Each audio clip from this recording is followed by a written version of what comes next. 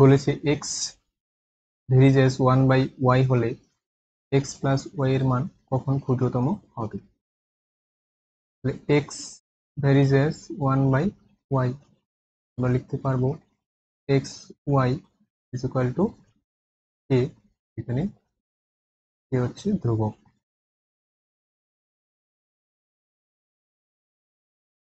এখন x plus Y এটাকে লেখা যাবে রুট এক্স আর square plus root Y square.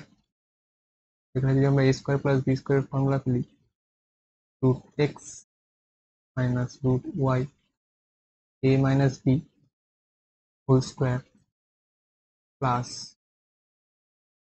2a into B, অর্থাৎ root x minus root Y whole square plus 2 root X Y.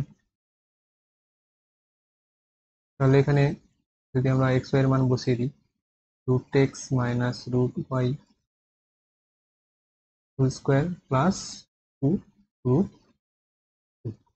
তাহলে এই অংশটির মান ক্ষুদ্রতম হবে যদি এই বর্গটার মান ক্ষুদ্রতম হয়, অর্থাৎ তাহলে আমরা লিখব যে এক্স প্লাস ওয়াই এর মান ক্ষুদ্রতম হবে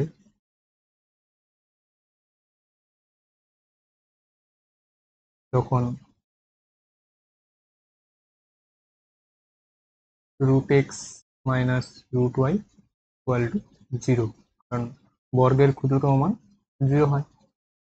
তাহলে রুট এক্স সমান সমান রুট ওয়াই এবং এক্স সমান সমান ওয়াই।